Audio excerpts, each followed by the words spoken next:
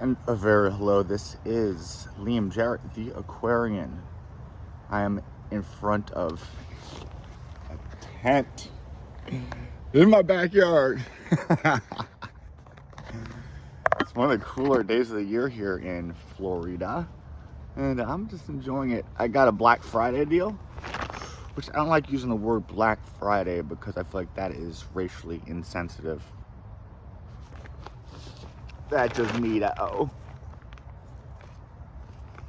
Why is it called? It's a consumer holiday, and it's a good example of consumerism as a religion, which brings me to the topic of this video. Religare. Religion. Is it our friend or our foe? Is it a necessary evil? Phenomena? Good? Gnosticism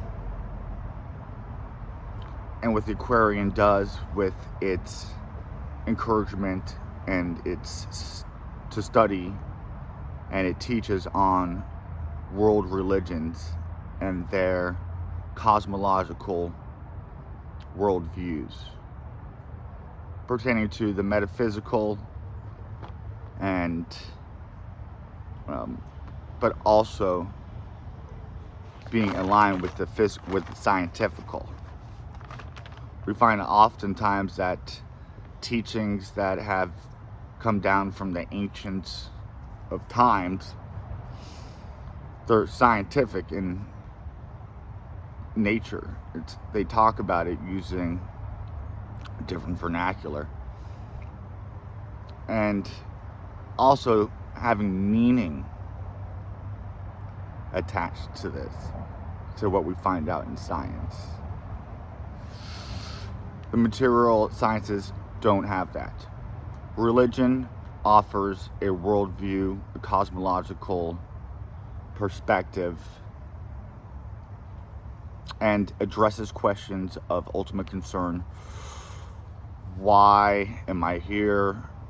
Purpose. Science.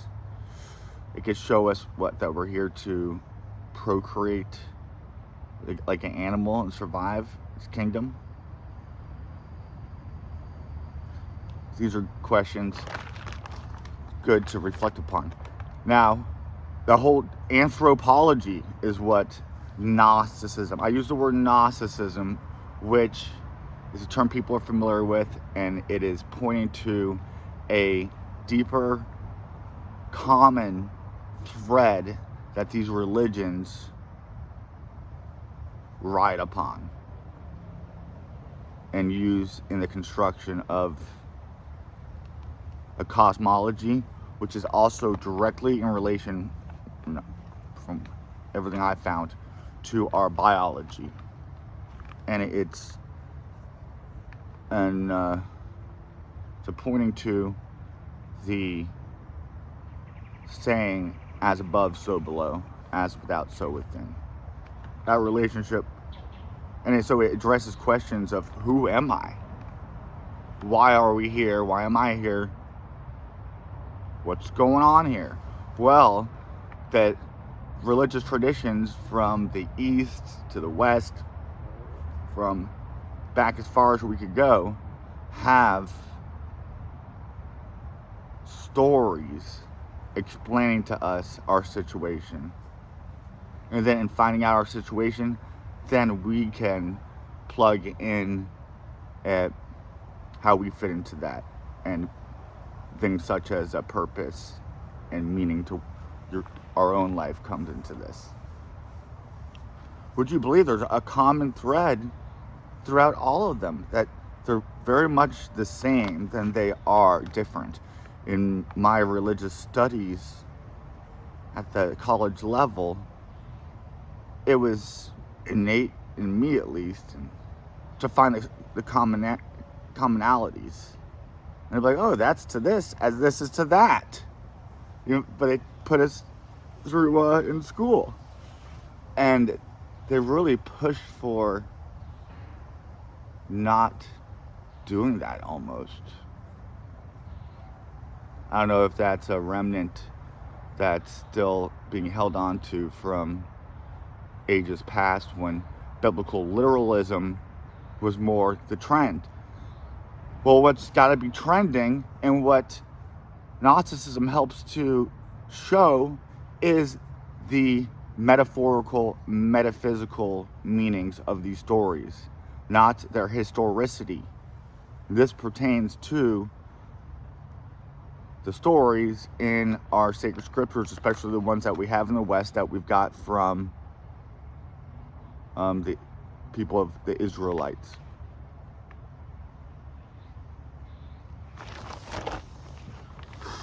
What we've got to do is be able to look at the Bible as that, and it's got beautiful wisdom, especially the tradition that we have the Bible in, brought through traditions of Egypt, which we would have found eventually if we would have uncovered the tombs. I don't know. People credit the Judeo-Christian, Islamic, Abrahamic faith as being responsible for Western society's success. Hard to say that with a straight face. Yeah. Oh yeah, the Crusades and the Holy Roman Empire and all these fights over this Holy Land and Sharia law and these horrible end time prophecies that include a whole people getting freaking genocided or raptured up or left behind or put to trial. And we turn these scriptures into scripts, and the people who wrote the scriptures, I'm not even sure, but it's being used still as to manipulate people, especially when they think it's being taken literally, so they could plug their own story into how they usually can express authority over others without just cause and right. And then to like what wars to go into, that we must protect this certain land because of our Judeo-Christian tie to it. Holy fucked uppery. There is this illusion that we have that there's a separation of church and state, of religion from government. While in politics, the biggest donors are religious nationalists in nature. And the evangelical Christian dollar, who are pro Zionist Israeli politics, totally tied in with religion, state of Israel. And then some people will say, "Oh, we're a Christian state," which is still the God of Israel being taken literally. So now in Gnosticism, they use words such as like Hebrew words, and it's like, oh well, you're invoking these Judeo Abrahamic gods. And how's that any better? Well, we do it from a standpoint of knowing that the Hebrew people who wrote the Bible together with the Greeks, that the name for those gods isn't unique to that. Those names go throughout Sumeria, Acadia, Phoenicia, Egypt, out to the east, and we'll see in Sanskrit and Proto-Indo-European languages that they have lots of similarities.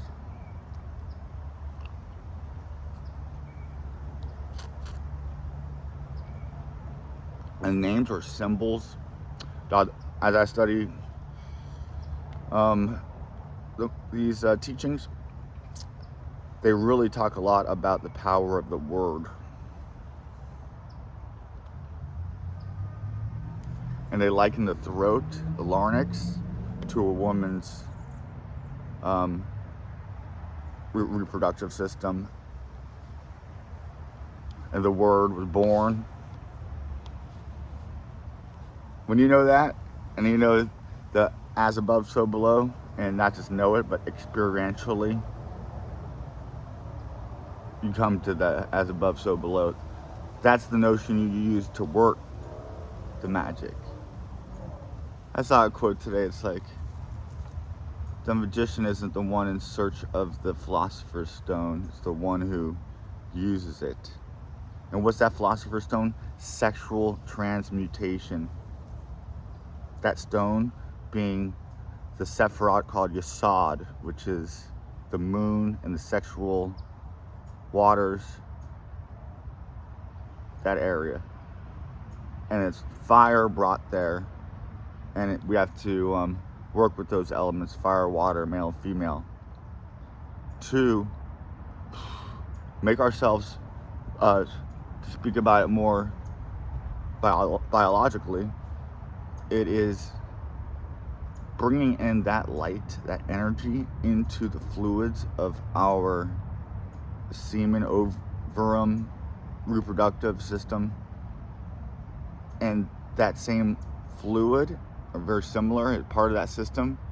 And this is also part of the central nervous system. Now up the spinal medulla, it's our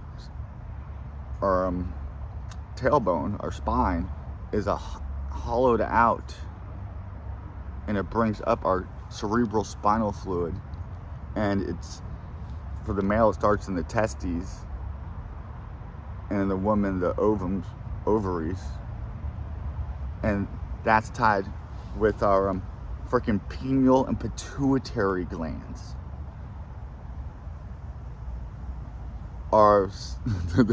Those are tied in with our sexual organ glands, which ties in with the throat, also ties in with our sexual organization. The throat is the pituitary. The top is the pineal. The ram and the bull, Taurus. If you know Tauruses, they're often great singers and they eat a lot. It's the mouth. Adele. I mean, religion.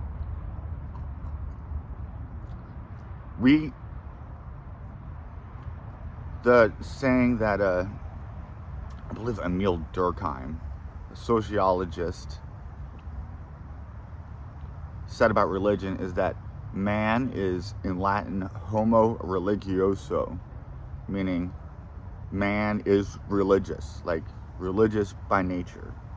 So it's a phenomenon that's part of the human condition.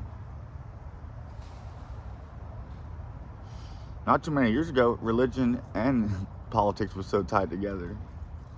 But we see that's just something that can't be separated. Oh, because then they make the state the religion. So at least here we don't have the state as a total, but we do. What is ceremony, pomp, certain songs, certain things we do, certain days that we hold as more holy, separate from others, sacred. So knowing that I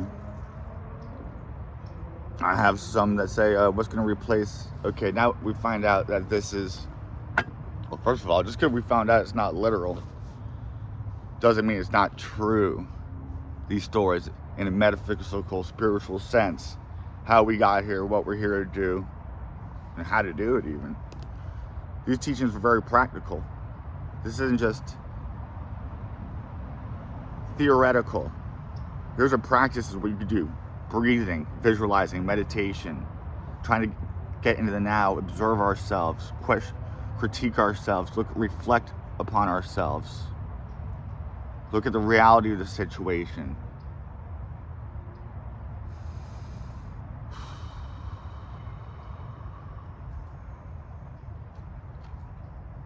try to make things simplistic.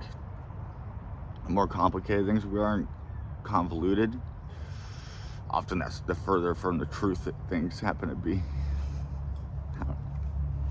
But don't just go for blind faith. That's why we, in Gnosticism, they don't teach under the auspices of these more theosophical type teachers, anthroposophical, and just mystical. Those Christian mystics and stuff who probably agree with a lot what we're doing. Saint Ignatius Loyola was a Kabbalist. One of the big teachings of Gnosticism under this more modern school is reflection upon the day, at the end of the day, while you're like laying in bed, going back to the day and going over it again. Saint Ignatius brought that to his Jesuits that he started, and that's what he introduced, Spanish mystic Kabbalah, which was prominent in that time. Hasn't gone anywhere. And we also want to look into the Jesuit, the Jesuits are, I don't want to go off talking about religious orders. Anyways,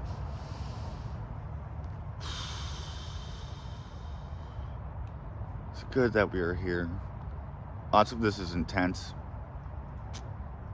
Lots of us just choose to tune out and tune in to our Sunday Night Football. And I'm guilty of it too, because, you know, it's sometimes nice to have a recreation and a break, but then have we had a recreation and a break our whole lives? Consciously or unconsciously, but it's keeping us willingly. There are forces that are consciously trying to keep us unconscious and actively. The Aquarian, as I am putting it forth, is a model for a religion. I don't like to use that word, but it's not really a religion. It's a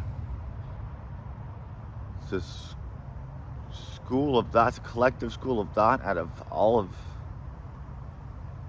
the world religions, and philosophies.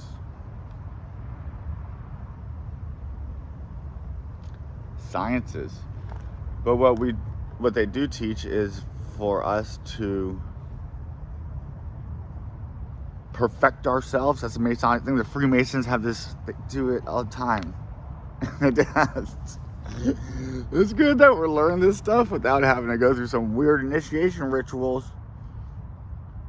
If you want to incorporate your own stuff, as long as it's not hurting anybody, and to make it a more experiential, meaningful,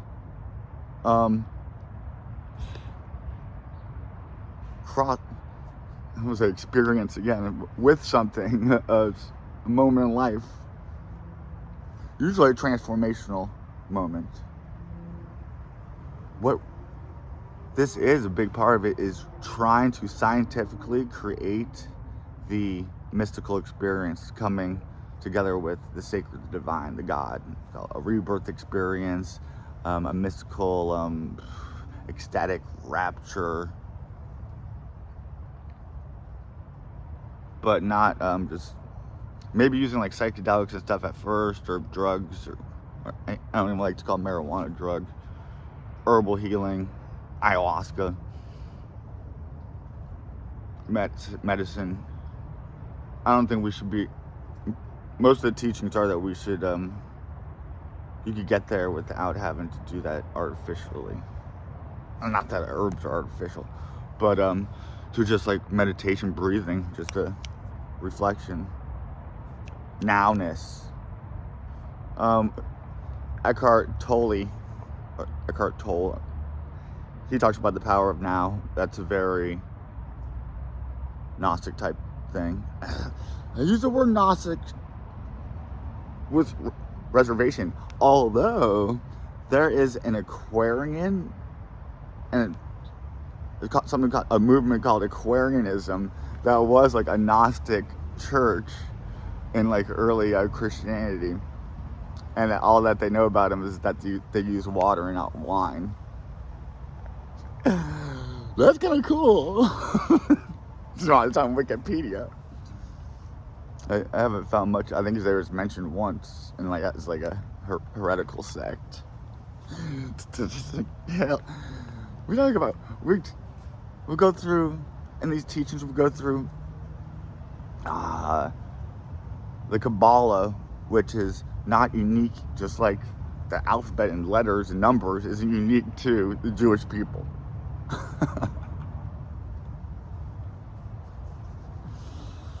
So we can use them, and we're also exposing them. Because, lots of it is, we need to bring in the light, the Ka, the spirit, into our Ba, Kabbalah, into our bark, into our vessel, our ark,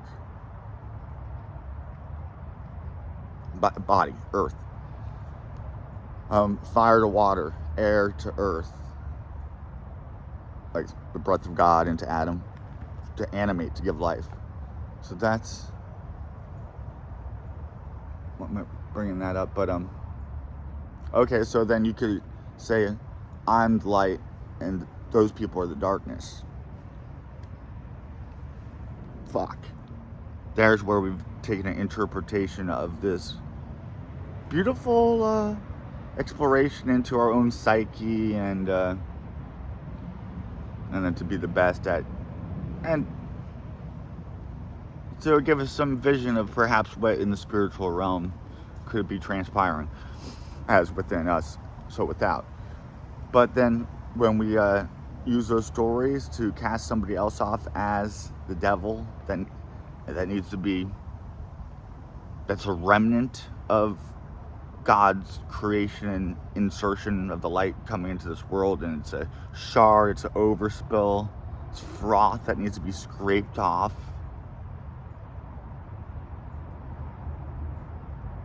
When we talk about that as being in other people, the whole race is the other who doesn't believe what we believe, and then and that gets used in politics. Somehow God would choose some people and give them some piece of land over another. Oh, it's a very special holy place to the Christians because Jesus came there. But no, he didn't. He's not a historical figure. This is a metaphorical, allegorical story that talks about the Christification, the life and the birth of an old way of self, of identity, of ego, sacrificing it for the good of others and for the fucking movement forward for humanity into, at that time, the Piscean age of the fish, now into the Aquarian age of the water bearer, of the transmutator of the waters from heaven above to earth, and working over those waters with white, clear, pure light. And that's how we bring the fifth element, which is man, into the cube, which is the six-pointed vessel for one of our bodies here. I believe our astral body travels in the cube, in the third dimension. We're traveling through dimensions here. We go through the teachings teach about not just besides sex, how to do sex fucking right. That's what God has kicked out of the garden out of paradise, according to these teachings, and this just goes throughout all the traditions. What I'm writing about, it's the main thing, is the misuse and the spilling of the reproductive waters, liquids, which within us, sacred secretions, fluids, and how we could instill the light, pure white, clear light, to expand, not escape, but so going from inside of one circle to like, now you're had the circle inside you. Now, you've just worked off the tree of life. Now you go and create your own tree. But what these dark occultists have done is then they put a cage, a box, and then build down on that. The ladder that they took to bring to the top, they cut down, which is our chakra system. By burning the knowledge, by inverting it, by flooding us with pornography and glorifying like masturbation, and even like coming to orgasm. We sacrifice the animalistic, the beast way of doing sex, and when we did it without being connected at the heart and the mind and the spirit, soul, then that's how we fell, and we reproduced in that vibration, dense, lower energy, and that's how we kind of went down into more density to lead, heavy. But we're trying to bring in the light, the sun, to and we do it through the workings of mercury, which is a liquid metal, quicksilver, and that's how we work up the tree of life. It's remembering who we are. This is like, they call it like we're just remembering. This the stuff we brought in. They say we take 1 and 7, but before we've created an ego, which is our own false idol that we've jumped into, and then we're not having a real true experience anymore. We're separated from ourselves, from God. That doesn't happen until after the age of 7. And so before that, like, we're like, our pineal pituitary glands are like spinning and healthily, and you're hip to like the world of like the spirits of nature, the elementals, gnomes, fairies, and stuff like that. Like, that's all. It says we just, our ancients used to be able, our ancient ancestors, and perhaps whatever, they had those worlds open to them more. And sometimes through hallucinogens such as ayahuasca, I think it opens up some of those doors. But we're worried about the here and now in the material, physical plane. Aquarianism, if you feel called, actually we probably even would encourage trips out into nature. There's some people who live in this city, they get out of the city, they gotta get back to the city. And you know what? But also not just to go out into the desert and live by yourself in a tent. Get out there. Share this message, dog. It's exciting, and people are gonna really welcome it. When they're told they've been doing sex wrong, that we're creating demons here. But I feel like if you are somebody here, I think we may have been raised from a denser place. We go up the triangle, from the elementary mineral world to the vegetable world to the animal world to the human world. Many argue that we're not even close to truly human yet. Some teachings say that we have 12 senses, so we haven't opened up like 7 of them yet. Or at least we get to the 6th sense. Yeah, 7, 6. Each relating to an astrological sign. So in these teachings we talk about astrology, and then what if you're a scientific person, you're like, astrology is bullshit. Yeah, thank you, Virgo. You know what, Aquarius could be like that too, a little bit about astrology. Capricorns more so. We learn about astrology, learn about ourselves. Know thyself. That's the commandment. New commandment from Yahovah. Know thyself. And this was a commandment given to us by Isis and many of the goddesses of the temples into the mystery schools, where they would bring you through certain rituals, initiatory, to give you an experience with knowledge. Whose knowledge? Da'at. of the dark abyss of pure creation. And it wipes away fear of death, but then it also instills in us a responsibility towards a life of morality and courage. At the gates of Ma'at, when the accuser, the two witnesses, are taking the stand, the accuser and the defender, they're both us. This is in Egypt, dog, and that goes throughout everything. Our great paraclete, Hermes, Mercury, will say, hopefully, that his heart is pure and his soul is brave.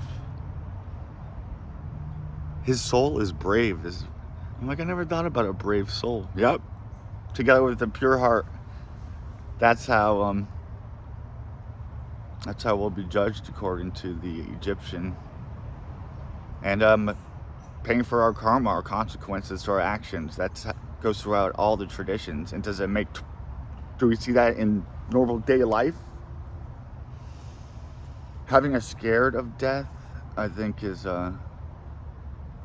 goes both ways. They have us not being scared of death, not even thinking about it.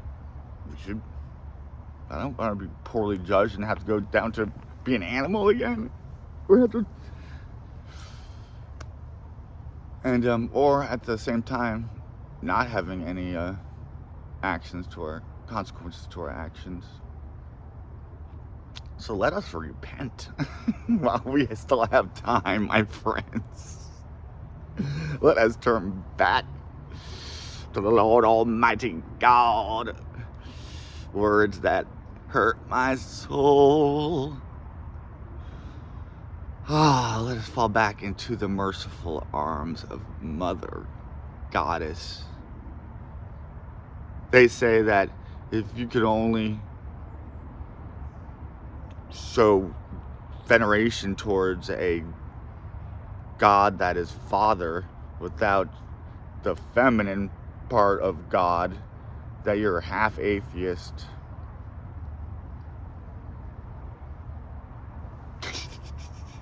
We don't really teach atheism so much. I don't know, but it depends what you think. Is it Theos, Deus? Do we associate just our ideas of God? God, I don't think it's not so fucking personal, bro. It's not personal at all. It's not personal. You gotta fucking get your whole fucking everything annihilated because we attach to a bunch of bullshit while we're here that gets annihilated. Everything that Mother Nature has to kill, regurgitate, and then bring back to life. The process from matter to energy to matter to energy, which is the cycle that we're in. All that shows us that it's about fucking energy. But also the matter. Matter matters too.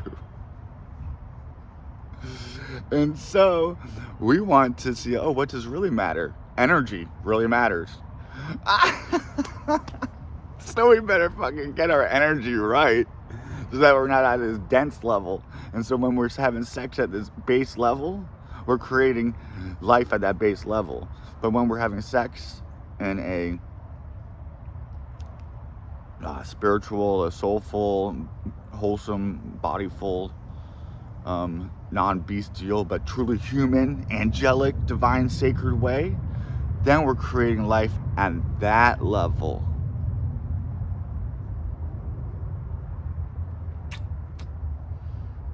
I mean, I hate to be a fucking Debbie Downer, reality check Ricky. When children are had in at least the sexual union, when it's done in a healthy relationship, but that energy at the time of consumption, consummation. Also, there's a death for every birth, so we had to die to come here. Did we die to being a fucking cow? I I don't fucking know. They do teach them to go back, retrospect into your lives, and lots of them you'll see it in beautiful like bardic poetry. Talk about being a fucking bird, a tree, a mineral by the sea. What a wild, wonderful world we have. This has been 35 minutes with the Aquarian TV. Is it weird to set up a tent in your own backyard? But I got it on a Black Friday deal. Which I still have a hard time with that word. I got carpet in it. Hey, just in case I get kicked out of my house. The back of my house could use some work. Oh, we could do that today. I'm working on writing a book. Teaching the sacred, sexy science. Hey, they say sex sells. I think the Illuminati might come after me. If anything happens to me, I am not off my meds. All right, bye guys.